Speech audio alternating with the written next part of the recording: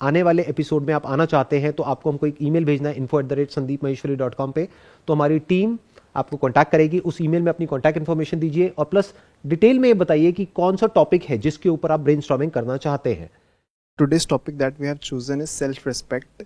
Why we have chosen this topic? Because this is a very cliche word. Like हम लोग बहुत समझते हैं कि self respect होनी चाहिए relationship में. You go to any counselor, okay, then that person says कि अपनी boundaries maintain करो, अपनी self respect रखो, okay, and respect yourself. ये हम लोग ने इतना ज़्यादा सुन लिया है, but we don't know what is it exactly. I mean हम लोग अलग अलग हर जगह फिलर्स में ये वर्ड यूज़ कर देते हैं, ठीक है, बट इसके डिफरेंट एस्पेक्ट्स में डिफरेंट मीनिंग होती है। So we are not able to come to a common conclusion कि what is self respect actually. Sir हम जब ये जान जाएं कि हाँ व्हाट इज़ सेल्फ रिस्पेक्ट, अभी तो हम इसी में क्लियर नहीं है। If we know what is self respect then हम जानेंगे कि हाँ अगर हमारे अंदर ये कमी है, हम जानते ही नहीं तो हम उस चीज़ को फुलफ़िल कैसे करेंगे। हम पहले जानें कि क्या है वो चीज़, देन अच्छा हम कहीं किसी क्वालिटी में लैक कर रहे हैं तो उसे और अपने अंदर इनकलकेट करें, किस लेवल तक इनकलकेट करना है वो जानें। So that is my question. Sir self respect जैसे कि इन्होंने कहा है कि हम अपने आप को समझें उस चीज़ में, और एक फैक्टर सेल्फ रिस्पेक्ट का ये आता है कि we are seeking a lot of external validation if we are lacking self respect. तो इसमें कहाँ तक सेल्फ रिस्पेक्ट का रोल है, और क्या हम वैलिडेशन सीख करना बंद कर देंगे आफ्टर वी आर मतलब कंप्लीटली सेल्फ रिस्पेक्टिंग आवरसेल्फ? तो यहाँ से सेशन को शुरू करते हैं। What is self respect? जब हम बोलते हैं सेल्फ रिस्पेक्ट तो इसमें दो वर्ड्स आ रहे हैं, एक है सेल्फ, एक है रिस्पेक्ट। सेल्फ का मतलब क्या है कि fundamentally we are all at the same level. हमें सामने वाले के साथ में वैसे ही बिहेव करना है जैसा कि हम चाहते हैं कि वो हमारे साथ में बिहेव करे, और ऐसे ही हमें सामने वाले को क्लियर करना है कि ये बाउंड्री है, इसको क्रॉस नहीं करना है। क्योंकि एक बार वो क्रॉस हो जाती है तो वो फिर कहां तक जा सकती है उसकी कोई लिमिट नहीं है। तो एक तो हमने सेल्फ को डिफाइन किया, विच इज उसकी जो फाउंडेशन है दैट इज इक्वालिटी, और रिस्पेक्ट की जो फाउंडेशन है दैट इज फेयरनेस। क्योंकि एक रिलेशनशिप का मतलब यही होता है, चाहे वो रिलेशनशिप हो चाहे पार्टनरशिप हो, एक गिव एंड टेक होता है, दोनों को एक दूसरे से कुछ चाहिए होता है। तो जब तक वो फेयरली हो रहा है कोई दिक्कत नहीं है। फॉर एग्जाम्पल इंडिया में बहुत कॉमन है एक टर्म हाउसवाइफ। तो अगर कोई है जो कि घर को मैनेज कर रही है तो वो छोटी चीज नहीं है, इनफैक्ट वो सबसे बड़ी चीज है। अब अगर हम ये बोल दें वो सबसे बड़ी चीज है और वो अपनी इस पोजीशन को डोमिनेट करने लग जाए मेरी इस बात को सुनकर के, वो भी गलत हो गया। क्योंकि वो क्या मैनेज करेगी अगर पैसा ही नहीं है मैनेज करने के लिए? तो पैसा भी इंपॉर्टेंट है और घर को मैनेज करना भी इंपॉर्टेंट है। घर में क्या आ गया? घर आ गया, बच्चे आ गए, जो भी कुछ घर से रिलेटेड है वो सब कुछ आ गया।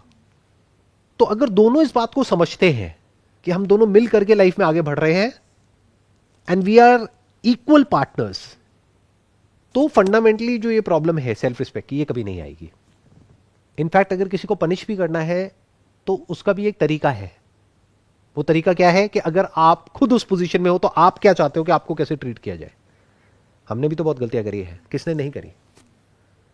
तो जब हम गलती करते हैं हम क्या एक्सपेक्ट करते हैं कि सामने वाला हमको समझे, बट हम नहीं समझते हैं। हम जबरदस्ती उसको फोर्स करते हैं बार बार अपोलोजाइज करने के लिए, बार बार उसको रियलाइज कराते हैं। तो हम क्या कर रहे हैं? उसकी सेल्फ रिस्पेक्ट को हर्ट कर रहे हैं। उसने गलती करी, उसकी एक पनिशमेंट है, उसको प्रॉपर्ली डिफाइन करो। क्या है वो punishment? Breakup, divorce, make sense. But इसका मतलब ये नहीं है कि आपको राइट मिल गया कि पूरी जिंदगी बैठ करके आप उसको उल्टा बोलते रहो, उसकी रिस्पेक्ट को हर्ट करते रहो।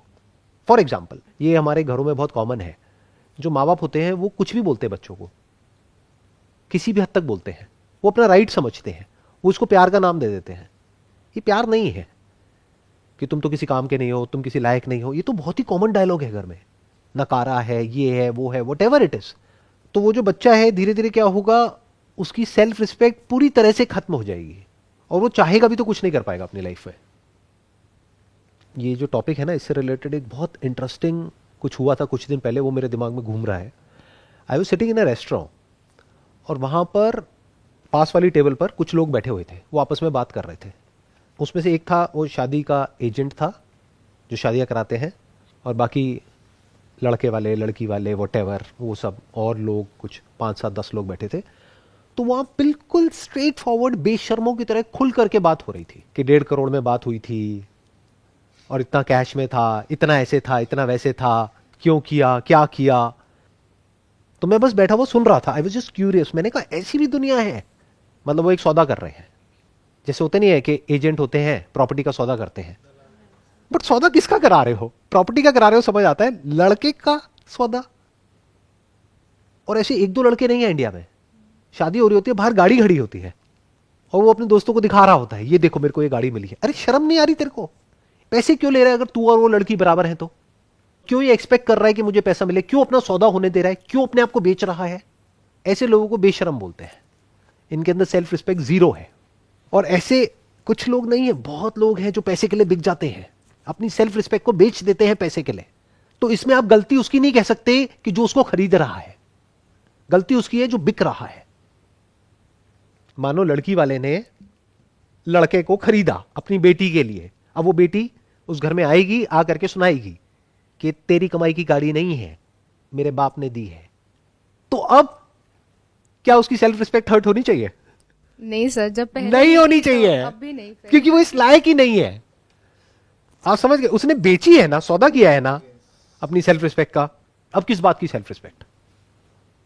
आप समझिए कितना कॉम्प्लिकेटेड है। सेल्फ रिस्पेक्ट वाला इशू देखने में बड़ा सिंपल और स्ट्रेट फॉरवर्ड लगता है, इतना स्ट्रेट फॉरवर्ड है नहीं है।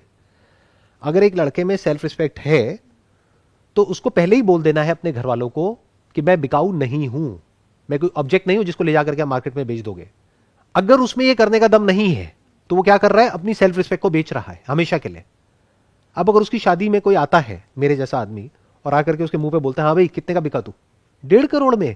अरे लगता तो नहीं है, तू तो 1.5 रुपए का भी नहीं लगता मेरे को, तेरे को 1.5 करोड़ किसने दे दिया? जैसे बोलते ना गाड़ी के लिए कि सेकेंड हैंड गाड़ी है, ये तो 1.5 लाख से ऊपर की नहीं है, बुरा हाल है।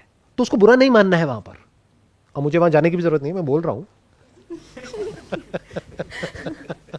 इसका छोटा सा एक क्लिप बनेगा और उसके जो दोस्त हैं वो उसको फॉरवर्ड करेंगे उसकी शादी से एक दिन पहले, मजा आएगा। तो उसकी सेल्फ रिस्पेक्ट हर्ट नहीं होनी चाहिए, क्योंकि उसकी सेल्फ रिस्पेक्ट है ही कहां। सर ये कैन वी से कि self respect is all about standards that you set about yourself? Self respect is all about equality. It's all about fairness. You must be fair with the other person. Whether it's a relationship of an employer-employee, whether it's a relationship of two people living together, or who got married, तो वहां पे equality होनी बहुत जरूरी है। आपको यह समझना है कि जो सामने वाला पर्सन है वो और मैं एक्चुअल में इक्वल है, बाहर से दिखाने के लिए नहीं। मान लो आप वर्किंग हो, आपकी जो वाइफ है वो हाउस वाइफ है, तो आप दोनों इक्वल हो।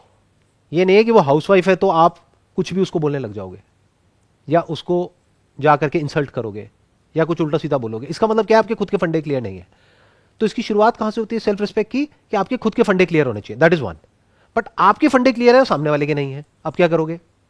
Take a stand. हम अभी बात कर रहे थे जैसे इंडिया में पेरेंटिंग की, कि हम जनरली हमारे यहाँ पेरेंट्स होते हैं, एल्डर्स होते हैं। समटाइम्स व्हाट हैपन्स, जब हम मिस्टेक करते हैं and we are pointed it out whether by our elders, चाहे रिलेशनशिप्स में हो, तो हम वहाँ एकदम से हम शट हो जाते हैं। हम या तो चुप हो जाते हैं एकदम, या गुस्सा हो जाते हैं, गुस्सा हो जाते हैं। तो चुप हो जाते हैं तो अंदर से गुस्सा हो जाते हैं। हाँ, चुप होके शांत हो जाते हैं। हम अपने आप को अंदर ही अंदर डिमीन करने लगते हैं। Okay, we have made this mistake, now we have to listen to it, it's done. हाँ, तो उनसे आप बड़े पोलाइटली आराम से बात कर सकते हो कि मैंने माना मेरे से गलती हो गई, बट गलती तो आपसे भी हुई होगी कभी ना कभी लाइफ में। क्योंकि अगर आप कहते हो कि मैं एक गलती हूं, तो मैं किस गलती की वजह से इस दुनिया में आया? जो गलती आपने करी। आप आराम से बैठ करके उनसे बात कर सकते हो कि आई एक्सेप्ट कि मेरे से गलती हो गई है, बट बार बार जो आप मुझे बोलते हो मुझे अच्छा नहीं लगता है, तो प्लीज़ आप आगे से मत बोलना, क्योंकि आप कुछ मेरे को बोलोगे फिर ऐसा ना हो मैं भी कुछ ऐसा बोल दूं कि फिर आपकी भी जो सेल्फ रिस्पेक्ट है वो हर्ट हो जाए। तो इसको बोलते हैं स्टैंड लेना। ये मत समझो कि ये दुनिया आपकी रिस्पेक्ट करेगी अगर आप खुद अपनी रिस्पेक्ट नहीं करोगे तो। और इस गलत फहमी में भी मत रहना कि अगर आप सामने वालों की रिस्पेक्ट नहीं करोगे तो वो आपकी रिस्पेक्ट करेंगे। तो आप उनकी रिस्पेक्ट कर रहे हो इसलिए नहीं कि उसमें उनका फायदा है, आप उनकी रिस्पेक्ट कर रहे हो क्योंकि उसमें आपका फायदा है। दैट इज नंबर वन, वो आपको खुद को समझना है। ये इसकी एक क्लियर हो गई। क्योंकि आप किसी की रिस्पेक्ट करोगे तो ही वो आपकी रिस्पेक्ट करेगा। आप किसी से तमीज से बात करोगे तो ही वो आपसे तमीज से बात करेगा। फिर वो चाहे आपके यहां पे पियोन है, चाहे सर्वेंट है, चाहे कोई भी है, आप उससे तमीज से बात करोगे तो देयर इज अ पॉसिबिलिटी कि आपसे भी वो तमीज से बात करेगा। बट मान लेते हैं आप तमीज से बात कर रहे हो सामने वाले से और वो बदतमीजी कर रहा है, अब क्या करोगे? You have to take a stand, simple. You have to fight for what is right. What is right? Equality.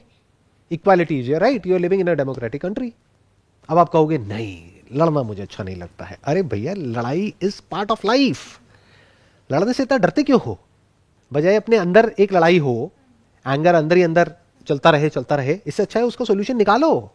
Sometimes parents का भी रिएक्शन काफ़ी एक्सट्रीम हो जाता है। लाइक क्या होता है कि जैसे पेरेंटिंग हम लोग की होती है बचपन से, ठीक है, सो पेरेंट्स को भी अवेयर नहीं होता एज ए ह्यूमन बीइंग, वो हम लोग को बहुत रिप्रीमेंड करते हैं। तो जब बच्चा बड़ा हो रहा होता है तो सेल्फ एस्टीम उसके पेरेंट्स के थ्रू ही डेवलप होती है, because they are the first care givers. तो अगर वो हर बार उनको डिमीन ही किया गया है बच्चे को, तो अनकॉन्शियसली बच्चा जो है एक्सटर्नल वर्ल्ड में वैलिडेशन ढूंढने लगता है। तो सर उस केस में हम लोग क्या कर सकते हैं, because this becomes so damn toxic. अपने आप को एजुकेट करो, और एजुकेशन सिर्फ वो नहीं है जो स्कूल कॉलेज में मिलती है। बुक्स पढ़ो, थोड़ा सा समझो कि लाइफ क्या होती है। एक सोशल स्ट्रक्चर में जहाँ पर हम रह रहे हैं वहाँ पर इक्वालिटी नाम की एक चीज़ होती है, फेयरनेस होती है, डेमोक्रेसी क्या होती है, राइट्स क्या होते हैं, इतना बेसिक हमको अंडरस्टैंडिंग होनी चाहिए जो स्कूल कॉलेज में नहीं सिखाया जाता है। तो जब आपको ये अंडरस्टैंडिंग आ जाएगी तो आपको ये भी समझ आ जाएगा कि I deserve to be treated fairly, ये मेरा राइट है। नहीं तो क्या होगा, इसका एक एक्सट्रीम रिएक्शन भी होता है जो बहुत कॉमन है यहाँ पर इंडिया में, जहाँ पर कास्ट सिस्टम भी चलता है। अभी जो अर्बन सिटीज़ है वहाँ पर तो इतना नहीं है, बट जो रूरल एरियाज है वहाँ पर अभी भी है। तो वहाँ पर उन लोगों को इतना सप्रेस कर दिया जाता है कि उन लोगों के माइंड में बैठ जाता है कि हम इन्फीरियर हैं। ये प्रॉब्लम है। तो उनको ये समझना होगा कि उनमें और उनमें जो so called superior, so called inferior, कोई फर्क नहीं है। जब ये बात अच्छे से गहराई से उन लोगों को समझ आ जाएगी तो एक बात तो पक्की है कि वो खुद को अच्छे से ट्रीट करने लग जाएंगे, जहां से शुरुआत हो जाएगी कुछ बदलाव की। क्योंकि अगर उन्होंने खुद ने भी एक्सेप्ट कर लिया है कि I don't deserve to be respected क्योंकि मेरे पेरेंट्स तक ने मेरे को रिस्पेक्ट नहीं किया, तो आगे और कोई क्या रिस्पेक्ट करेगा। जैसे शादी हो जाती है और मानो लड़ाई झगड़ा हो गया, नॉर्मल है, हर घर में होता है। बट यहां पर क्या प्रॉब्लम होती है, लड़की घर पे फोन करती है तो घर वाले कहते हैं कि अब थोड़ा बहुत तो एडजस्ट करना ही पड़ेगा। अब वो थोड़ा बहुत एडजस्टमेंट कहां तक जाएगा और कब तक चलेगा? ये सलाह ही गलत है। दे शुड से कि लड़ना नहीं है, लेकिन पोलाइटली सामने वाले को समझा दो कि मेरी आदत नहीं है इस तरह से ये सब चीजें टॉलरेट करने की। पावर डायनामिक्स होती है एक रिलेशनशिप में, ये चीजें हम कभी एक्सेप्ट नहीं करते। हम क्या बीच में कॉन्सेप्ट घुसा देते हैं इमोशनल होकर के, प्यार है, मोहब्बत है, ये है, वो है, पता नहीं क्या क्या कहानियां बनाने लग जाते हैं। एक रिलेशनशिप में जो फाउंडेशन है वो प्यार नहीं होता है, रिस्पेक्ट होता है, इक्वालिटी होती है, फेयरनेस होता है, एप्रिसिएशन होता है एक दूसरे के लिए। तब जाकर के वो रिलेशनशिप एक्चुअल में प्रॉस्पर करती है। तो आपको अपनी सेल्फ रिस्पेक्ट को खुद बचा करके रखना है। तो सर हम हेल्दी वैलिडेशंस जो हैं अपने क्लोज वंस से सीख कर सकते हैं, उसमें कुछ प्रॉब्लम नहीं है। या अगर हम बिल्कुल वैलिडेशन, कोई इंसान है वो बिल्कुल ही वैलिडेशन सीख नहीं करता, दैट पर्सन नोज कि ये जो है ये मेरे लिए सही है, मुझे किसी से पूछने की ज़रूरत नहीं है, ना मुझे किसी का स्टैम्प चाहिए इस पर कि नहीं यू आर डूइंग राइट। वो चाहे मेरी खुद के पेरेंट्स हों या मेरी वाइफ हो या गर्लफ्रेंड हो, कोई भी हो। तो इसमें मतलब is this healthy way of doing things? 100%। ना आपको वैलिडेशन सीख करनी है, ना किसी को वैलिडेशन देनी है। एप्रिसिएशन दे सकते हो but you must not validate. आप होते कौन हो वैलिडेट करने वाले, और किसी से वैलिडेशन सीख क्यों कर रहे हो? The moment you seek validation from someone, आप अपनी लाइफ का कंट्रोल उनको दे रहे हो। For example, if I seek validation in what I am doing, तो आपको क्या लगता है कोई वैलिडेट करेगा मेरे को ये करने के लिए जो मैं अभी कर रहा हूं? आज क्या डे है? वेडनेसडे, वर्किंग डे, और हम यहां बैठे हैं, टाइम पास कर रहे हैं, ऐसी बातें कर रहे हैं जिसका काम धंधे से कोई मतलब नहीं है दूर दूर तक। तो क्या लगता है कौन मुझे वैलिडेट करेगा ये करने के लिए? अगर मैं उनसे पूछूं कि मेरे को ये करना चाहिए या नहीं करना चाहिए, वो तो यही कहेंगे कि नहीं करना चाहिए। तो मैं क्यों पूछूं? और मैं उनको क्यों बताऊं कि उनको क्या करना चाहिए क्या नहीं करना चाहिए? उनको जो करना है वो करें, मुझे जो करना है मैं करूंगा। हाँ, अगर मेरे ये करने की वजह से उनकी लाइफ पे कोई गलत असर आ रहा है तो मुझे इस काम को इस तरीके से करना है कि उनकी लाइफ पे कोई नेगेटिव इंपैक्ट ना आए। जब तक उनकी लाइफ में कोई प्रॉब्लम नहीं आ रही है मेरे ये करने से, तो मैं उनको क्यों राइट दूं ये बोलने का कि मैं ये करूं या ना करूं। एक और आपको बहुत बड़ा सीक्रेट बताता हूं, कभी भी किसी से राय लेते हो ना, उससे ये मत पूछो कि मेरे को ये करना चाहिए नहीं करना चाहिए, फंस जाओगे। उसने बोला करना चाहिए और आप नहीं करोगे तो रिलेशन खराब होगा, वो कहेगा नहीं करना चाहिए फिर आप करोगे तो रिलेशन खराब होगा। आप ये बोलो कि I am just discussing it with you about the possibilities, कि करने के क्या प्लस माइनस है और ना करने के क्या प्लस माइनस है। मैं एज अ फ्रेंड या एज अ वेल विशर या एज योर चाइल्ड, अगर आप अपने पेरेंट्स से डिस्कस कर रहे हो, बट डिस्कस कर रहे हो आपसे कि ये करने की क्या प्लस माइनस है और ये ना करने की क्या प्लस माइनस है, आपके एक्सपीरियंस के बेस पे मैं समझने की कोशिश कर रही हूं। डोंट टेल मी कि ये करना है नहीं करना है।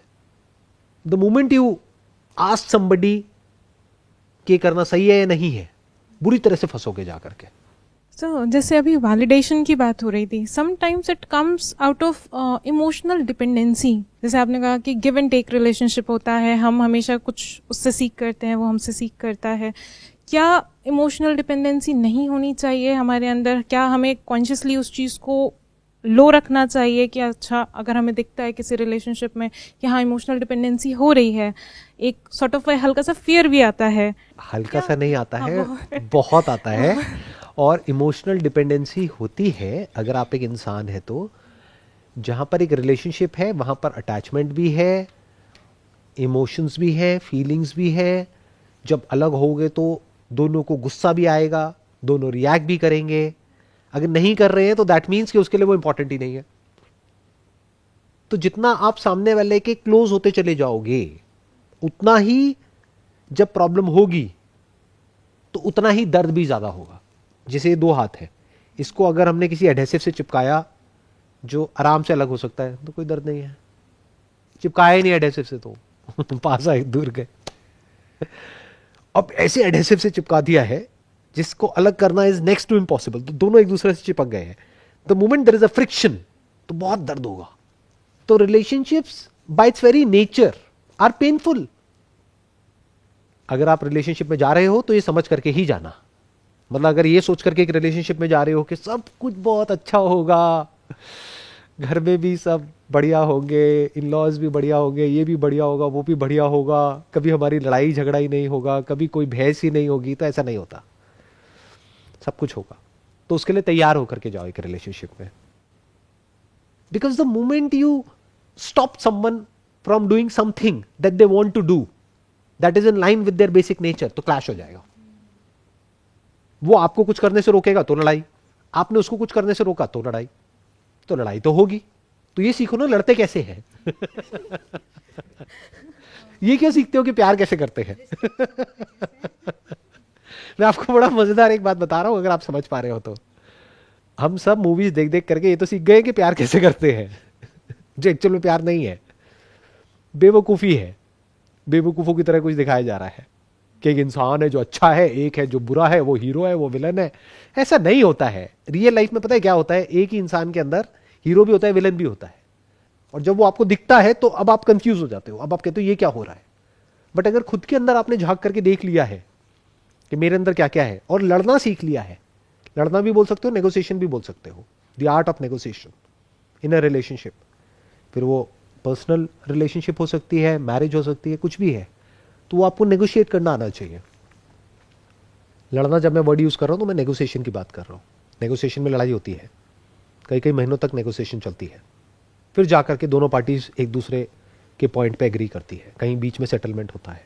नेगोशिएशन को अगर हम एज ए स्किल देखें, ठीक है, जो कि हमारी डे टू डेली लाइफ में, चाहे बिजनेस हो, चाहे एम्प्लॉय एम्प्लॉय रिलेशनशिप हो, तो कहीं ना कहीं जो साम दाम दंड भेद चाणक्य नीति में बोला गया है वो हम लोग यूज़ भी कर सकते हैं। लेकिन सर कई बार वहाँ पे माइंड में डाउट आ जाता है कि एथिक्स के साथ कॉम्प्रोमाइज़ ना हो जाए। ये जो साम दाम दंड भेद है ना, ये कोई गलत चीज नहीं है।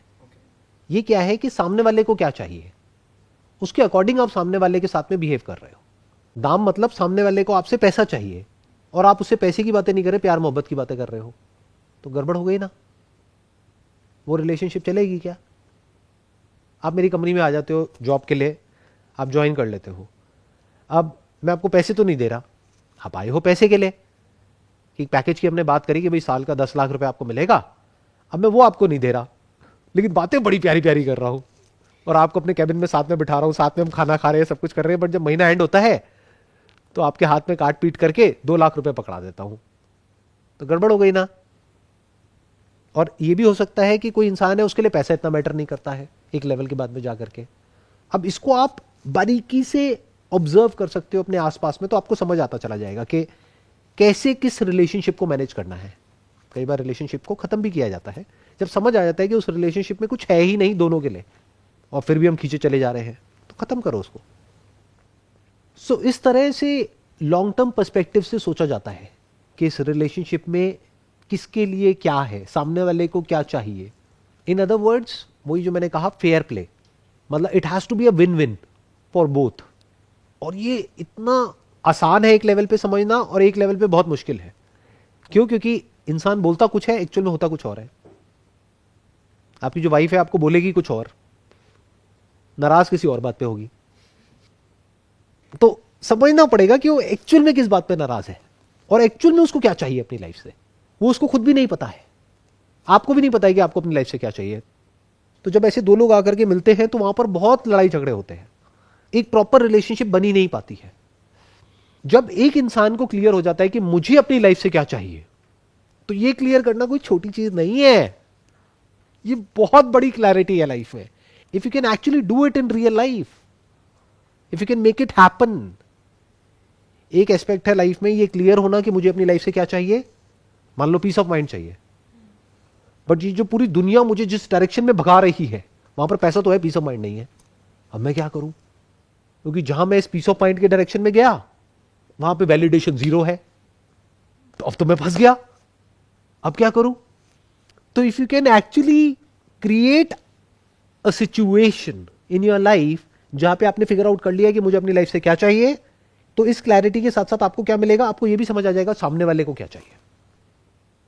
अब अगर आप उसके हिसाब से एक्ट करोगे तो वो रिलेशनशिप स्ट्रांग होती चली जाती है, फिर वो अनब्रेकेबल हो जाती है, अनशेकेबल हो जाती है।